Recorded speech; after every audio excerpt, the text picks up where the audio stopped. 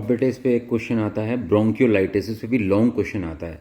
देखो आप जानते हो ट्रेकिया, ब्रोंकाई, टर्मिनल ब्रोंकियल जो सबसे आखिरी वाली होते हैं उनको हम बोलते हैं ब्रोंक्यूलर, ये जो बोलते हैं ब्रोंक्यूलर, और उसके बाद आ जाते हैं एल्वेलाई एयर सैक्स आ जाते हैं। ठीक है, तो this is one of the most common acute lower respiratory tract infection in infants. Usually it occurs in winter और स्प्रिंग, और ये होता है between age of 1 to 6 month.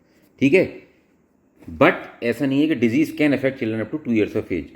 और रेस्पिरेटरी सिंसिटियल वायरस इसमें सबसे ज़्यादा इंप्लीकेट किया गया, लेकिन para influenza, adeno influenza virus और बहुत रेयरली माइकोप्लाज्मा निमोनिया भी इसको कर सकते हैं। रेस्पिरेटरी सिंसिटियल वायरस जो है, इसके अगेंस्ट जो प्रोटेक्शन मिलती है वो मिलती है IgG3 सब क्लास एंटीबॉडीज से। इन एंटीबॉडीज़ का बहुत ही शॉर्ट हाफ लाइफ स्पैन होता है और ये प्लासेंटा को क्रॉस नहीं करते। ठीक है, इसलिए बच्चे को इतनी प्रोटेक्शन मिल नहीं पाती। लेकिन सिक्रेटरी IgA जो एंटीबॉडीज़ होती हैं ये भी रेस्पिरेटरी सिंसिटियल वायरस को प्रोटेक्शन देती हैं और ये कोलेस्ट्रॉल में मिलती हैं। इसलिए शुरू में बच्चों को ब्रेस्ट फीड कराना बहुत इंपॉर्टेंट है, और अगर ब्रेस्ट फीड शुरू में कराएंगे तो बच्चे को तो हॉस्पिटलाइजेशन के चांसेस बहुत कम हो जाते हैं। ठीक है जी। The inflammation of the bronchiolar mucosa lead to oedema and bronchiolar spasm. जब भाई इन्फ्लेमेशन होगा तो इडीमा हो जाएगा, और इडीमा की वजह से ब्रोंकोस्पाज्म हो जाएगा, थिकनिंग हो जाएगी, म्यूकस बन जाएगा, सेलुलर डेब्रिस बन जाएगा।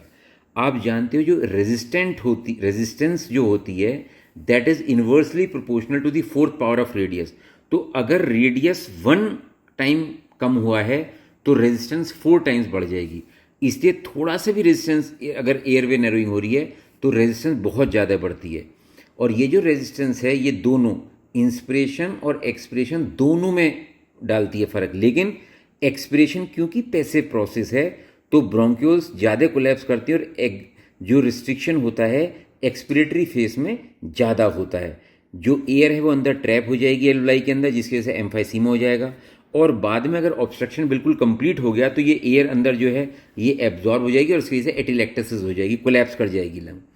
और बाद में क्योंकि जब लंग कोलैप्स करेगी तो भैया वेंटिलेशन और परफ्यूजन सब कुछ गड़बड़ हो जाएगा, क्योंकि जब एल्वेलाई ख़राब हो गई तो ना तो वेंटिलेशन होने का ना परफ्यूजन होने का, जिसकी वजह से पेशेंट को हाइपोक्सीमिया यानी कि SpO2 के लेवल का कम होना और बाद में रेस्पिरेटरी एसिडोसिस हो सकती है।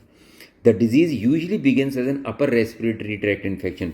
ब्रोंक्योलाइटिस जो है it's a lower respiratory tract infection, लेकिन ये जो डिजीज स्टार्ट होता है it starts in upper respiratory infection. After a few days the child has high fever with rapid breathing and respiratory distress.